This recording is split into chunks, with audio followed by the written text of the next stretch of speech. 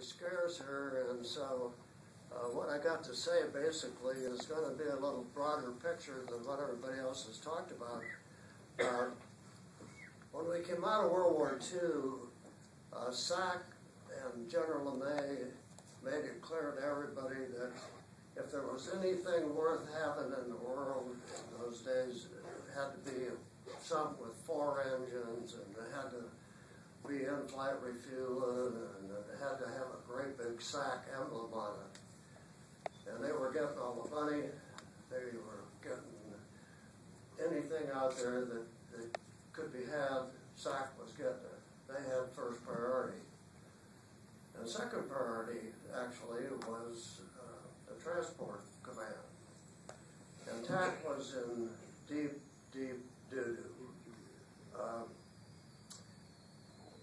We did not have a refuelable fighter at that time. And so you had the problem of trying to move a bunch of airplanes, F-80s or 84s, whatever it might be at that time, 89s, around the world. You had to go land first at Presque Isle, and then Newfoundland, and then England, and so on. And so about that time, fortunately, people began to understand, and I skipped a major element. We had the nuclear bomb. SAC had the nuclear bomb.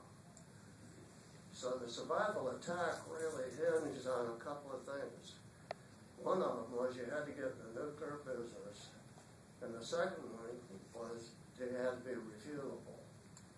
And what that meant was that when you got the nuke, you could compete with the SAC for money, and when you were refuelable, they could call you up and do any of the kind of stuff that you've heard these speakers talk about.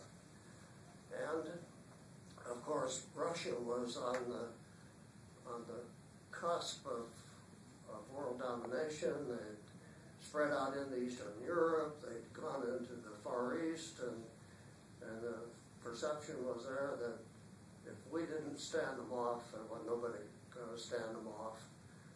And so TAC came to life. And there were all of the problems that you could visualize in going from the P-51, the F-80, early models of the 84, into something that would do the things I just talked about, which was going to do some nuclear delivery and also be available to go someplace when the president said there was an emergency. And so they were, if there was anything consistent about what was going on back through those years, it was chaos. You never really knew almost from month to month what was going to be happening to the Air Force next in our business. So I got recalled in 1951. I'd been an enlisted guy in the Marine Corps, and gone to college on the GI Bill, and I decided I sure didn't want to be walking around like a Marine for my second career.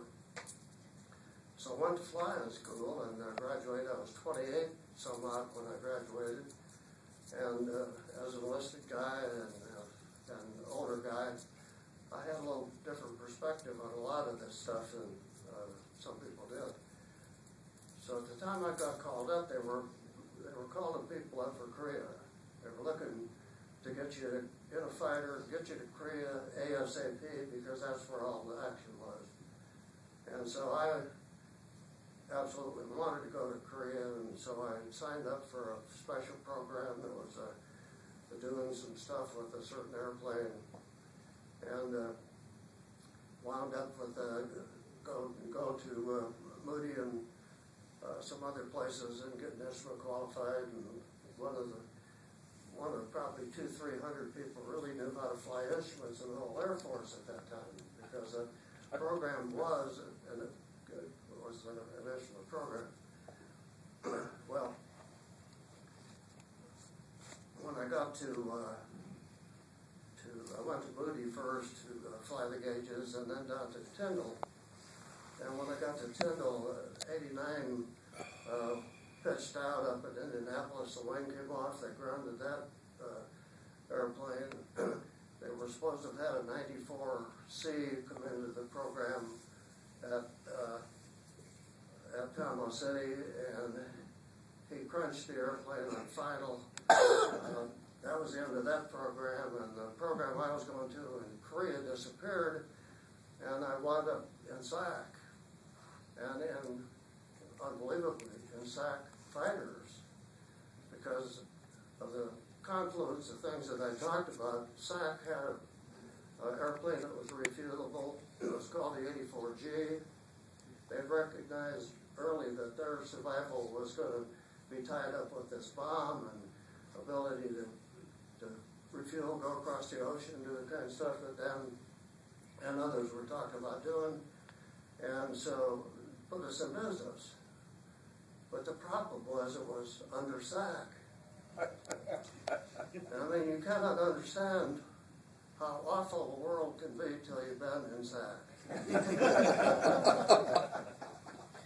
And one of the things I had to say when I got through with that was that I learned something really, really important from that assignment, because I had two things. I was getting out of there, or I was getting out of the Air Force. And so, fortunately, I got assigned to Europe, to USAFE. And we were just converting from the 84G to the 84F, which was a refutable nuclear bomber. And so that assignment turned out really well. And I was able to use all those lessons that I had learned from SAC. And that was that whenever there's a question about what to do, is figure out what SAC would do, and then do the exact opposite. and basically, the difference between SAC and the U.S. way of doing business and what USAFE was doing was like day and night. Because they had the recognition, realization over there that if the balloon went up, if we had to launch bombers and one thing or another, basically not many people were coming back. So you had these kind of one-way missions that were described to you, and you had this ton of fighter wings over there, and you had some just absolutely dreadful weather. So you had all these things to put together, but the good thing about what was going on there was that they recognized that that the 100 was going to fit into the scheme of all that, as was the 105. And I had, and of course what was happening was we were having a lot of transition into new airplanes. The Century Surge had come along. We now had the supersonic Mach 1 100 to fly. And it was a lot more capable airplane than the 84. It had been designed as an idea. It was initially a day fighter. As you can see from all these slides, you see what happened to it. It evolved into a fighter bomber.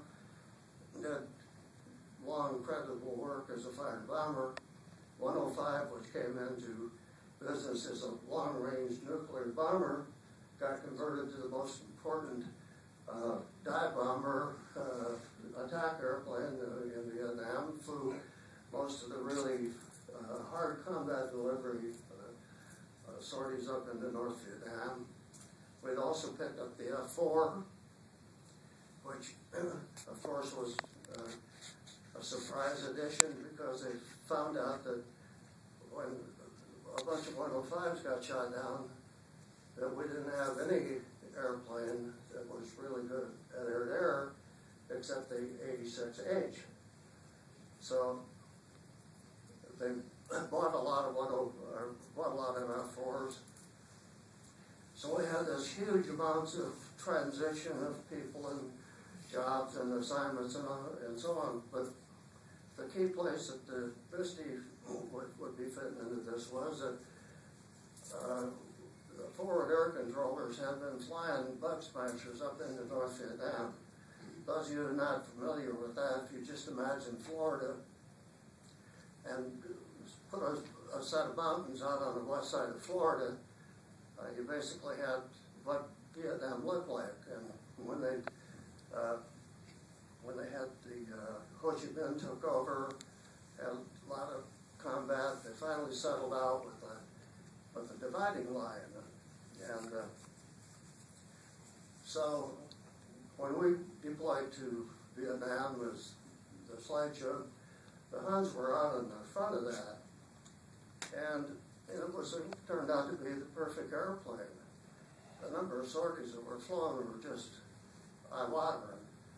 But all of this was done through just a continuing series of adaptations of what you'd been doing before to something new that you hadn't done before. Our response to what was going on up north was pretty slow. Initially, going back to the Cuban crisis, a guy named Rudy Anderson got shot down over Cuba by a SA, probably an SA-2, and we really had no response to that. And it was clear that if we're going to be engaging with the Russians, who had a ton of SA-2s, that we really ought to have something that would work against that. And that brought into life Gary Willard and the 100 Wild Weasels. So the 100F in the Weasel role was a real abortion, in that they had taken the direction finder gear out of a B-52, and put into a 100. So that the way that you were hoping to identify where your SAM radar threat was through this B-52 gear that had been put in the Hunt. It was pretty primitive, and we had some poor tactics for that time also, because all of us who'd been in the nuclear business over in Europe or wherever it was we had been, it was always a highly low mission, fly as far as you can, drop down on the deck, run in 50 feet, find the target, do the over the shoulder, and so everyone was oriented to doing things at low level on the deck. Well, that discounted what we learned in Korea, which was that if you flew around low level on the deck, these people with a AK-47 were going to shoot you down. And so we still suffered with that mentality, and I can remember, and this would have been, I would say about 1966, an article from the Fighter Weapons School was talking about how to do one of these low-level attack missions against SAM sites and so forth. And they're advocating running in at 50 feet, popping up and so on. And so that's what Gary was doing with the Hunt over there. All of them got shot down.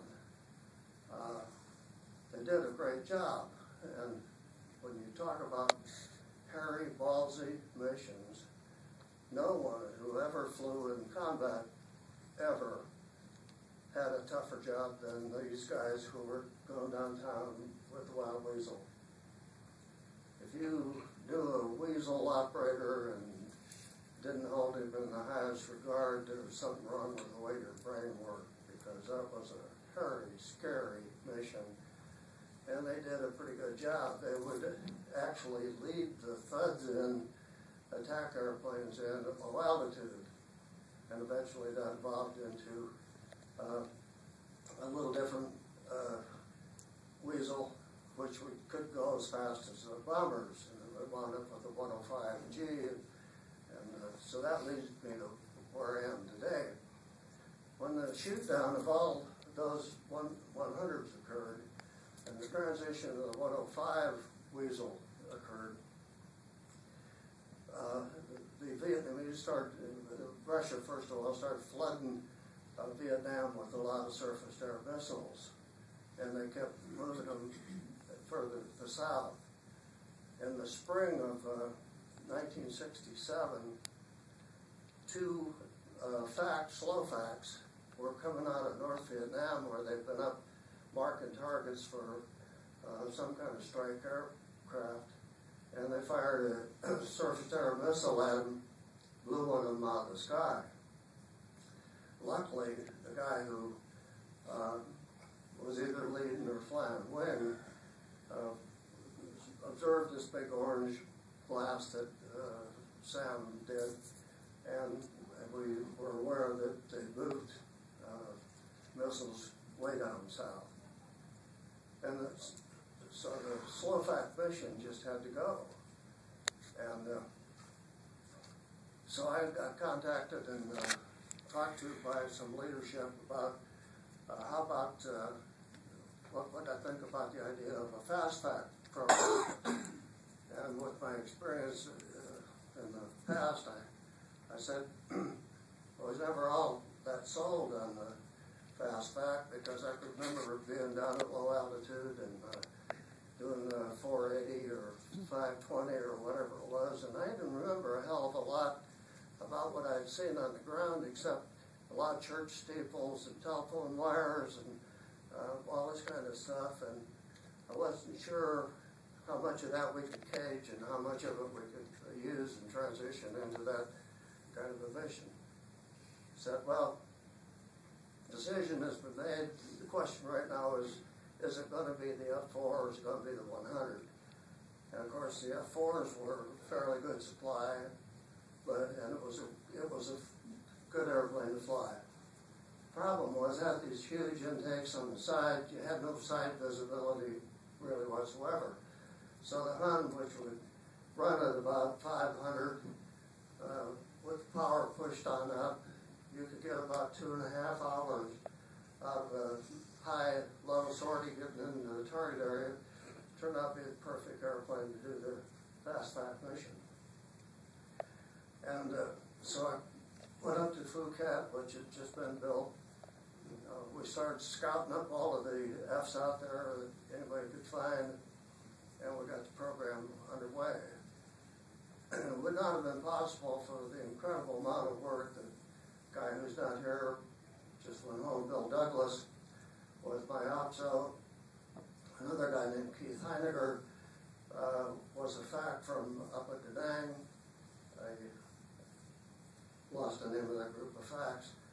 And so we sort of plotted out how we were going to do this, and one thing that we were not going to do was we're not going to be running around 50 feet as the common wisdom had called for. And so anyway, we got those tactics underway where we would run out up at about 4,000 feet, a pretty high Mach, doing a lot of jinking. And when we launched, sometimes we knew what we were going to do, and sometimes we had no idea what we were going to do. We launch and go up, work the area, go over into Thailand, pick up a tanker, pick up a full load of gas, back up into the Pac or Laos, wherever you were. Work that again for another hour 50 or so, back to the tank, load up again, back up, work the area for about an hour 10, hour 20, and then recover it through CAT. So these missions ran around 4 hours 20 to 5:15, or as much as maybe 7.5 hours, depending on whether you had a shoot down and some caps to fly and control the ground scene and the air scene over something that got shot down. All in all, it started paying its way. And what we were looking for primarily, as we started, was simply movement of troops, material, and all that stuff, and be able to put an airplane in that could mark and kill this stuff and survive. And it was working pretty good. When the when the 100s got wiped out, this sweep of SAMs being moved down to the south really compounded the Misty problem, because now you had a lot of SAMs out there, and we were flying a bare Hun with no ID equipment at all. We had a jammer, which was a air-driven jammer that hoped to take the controls off for radar guns, but we had no other ID equipment about when a site was out, any of that kind of stuff. But Misty did well, paid their way, and turned out to be pretty effective. In fact, the Confederate Air Force, or whatever, the commemorative Air Force, just inducted the Misty group along with, as they had with the Doolittle Raiders and Eagle Squadrons and so forth of the previous war, which a very, very nice pat on the back for all of these guys that worked so hard and took a lot of hits. Our loss rate was, even with the stuff that I had put into effect, was very high. I was the first shoot down, following my own rules, which I followed pretty religiously, because I knew that if you got down there, you try and mix it up with guns or flying around at 50 feet, somebody was going to hammer you with an AK-47. So I think at the time I got shot down, I had lost something like around 33% or so of the airplanes. So that was kind of a statistical mark as to the dangerous nature of the mission, and it dealt with our survival of the program. We had essentially pulled all of the airplanes in the all the 100s of Southeast Asia and other places into the Misty program, and just actually got one of them painted and marked and flying about 3 weeks ago. I flew the new Misty 951, which was my Misty airplane at Phuket. I just flew her down at Ellington roughly 3 weeks ago. So with that long and thin description of all the things that happened in world history from the day of creation till now, it turned out that was a very productive sortie, and it was one of those knee-jerk reactions to a problem that came along just as were a dozen, 20 other things like Dan was talking about. You're out there crossing the Atlantic for the first go. I remember one of the first night launches out of Myrtle Beach, the first 4 airplanes taking off, and the dark of night crunched about 3-4 miles out to sea after flying the airplane into the water. So they were hairy days, but they were good. Charlie Neal sitting here was one of our Misties, and in fact, the day I got shot down, Charlie was on the radio, and he said, "Hope you have a good flight today." Little did I know that it was going to be the worst of flights, because I got smoked looking at a SAM site in an unexpected place. So, just to bring the Misty history a little bit further up to date, a donor bought a 100F for $2 million and donated it to the Collings Foundation, which has the B-17, B-25, a bunch of those airplanes, P-51, and it will be out on a tour along with the bomber, with the B-17 and so forth. So if you all ever want to fly a 100, just check this Collings schedule. It's an F. It's number 951. It's got new Martin Baker seat in it, and it's new set of tires, a new paint job, and it's ready to go. Thanks for listening to all these stories. A lot of stuff to talk about, and a lot of runs that our situation intact from a different angle. But they were wonderful days, and people I flew combat with were some of the most studly people I've ever known. Just to kind of put it in perspective, we would go join the refueling track of some of these big snakes of F-4s, wrecking airplanes, B-66s, F-4s, 105s, dodging around between these monstrous cells during the monsoon season. And I would think many times as I looked at them, I would say, okay, well, there's 3 105s not coming home today. 2 F-4s not coming home today. And all you who fly airplanes and know about the intricacies of those gauges that shake a little bit on oil pressure or engine EGT and so forth, there's always a reason that if you really wanted to abort, you probably could legally do it. We never had a Misty abort in the history of the Misties.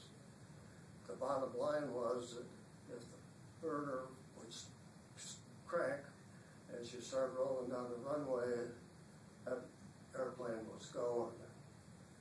So thanks for listening, and I realize this has been a real broad sweep of history, but thanks for being here, and I hope we brought you something that you didn't know before.